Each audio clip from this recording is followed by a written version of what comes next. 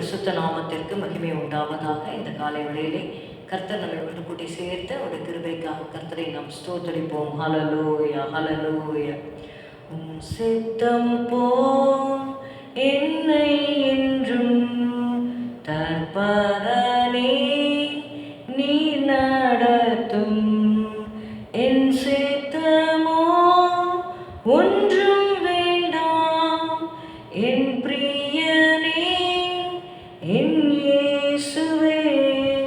என் சித்தமோ ஒன்றும் வேண்டாம், என் பிரியனே என் இயேசுவே. திருமார்பில் நான் சார்ந்திடுவேன், மறுபிரயாண காலம் வரை. பரனே உந்தன் திருசித்தத்தை அறிவதல்லோ தூய வழி. பரனே உந்தன் திருசித்தத்தை அறிவதல்லோ தூய வழி. அப்போஸ்தலர் 4வது அதிகாரம் 13வது வசனம். Let's turn our Bibles to Acts chapter 4 and verse 13. பேதுரும் யோவானும் பேசுகிற தைரியத்தை அவர்கள் கண்டு அவர்கள் படிப்பறியாதவர்கள் என்றும் பேதைமை உள்ளவர்கள் என்றும் அறிந்தபடியினால் ஆச்சரியப்பட்டு அவர்கள் இயேசுவுடனே கூட இருந்தவர்கள் என்றும் அறிந்து கொண்டார்கள். Now when they saw the boldness of Peter and John and perceived that they were unlearned and ignorant men, they marveled and they took knowledge of them that they had been with Jesus. The first thing that we must know is being with Jesus transforms us.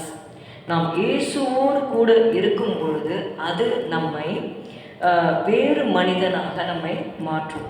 Peter and John's courage and wisdom came not from education or status, but from the close relationship with Jesus. இங்கே நம்ம பார்க்குறோம், பேதுரும் யோவானும் அவங்க தைரியமாக பிரசங்கிக்கிறத பார்க்குறாங்க. ஆனால் அவங்களுக்கு படிப்பறியாதவர்கள் என்று பார்க்குறோம், அவர்கள் பேதைமை உள்ளவர்கள் என்றும் வேதம் சொல்லுகிறது. அப்படி இருந்தும் அவர்கள் இயேசுவோடு நெருங்கிய ஐக்கியத்தில் இருந்தபடியினாலே அவர்கள் தைரியத்தோடு இயேசுவை குறித்து சொன்னாங்க என்று சொல்லி பார்க்கிறோம். True power and confidence flow from time spent in His presence. நம்ம தேவனுடைய சமூகத்தில் எவ்வளவாக நாம் நேரத்தை செலவழிக்கிறோமோ அவ்வளவுக்கு அவ்வளவு தேவனுடைய வல்லமையையும் பிரச்சனைகளை எதிர்கொள்ளுகிற தைரியத்தையும் நம்ம பெற்றுக்கொள்கிறோம். God can use ordinary people for extraordinary purposes. We know that Peter and John were fishermen. வெறும் மீன் பிடிக்கிறவர்களாக இருந்த பேதுரு யோவான் என்று சொல்லி பார்க்கிறோம்.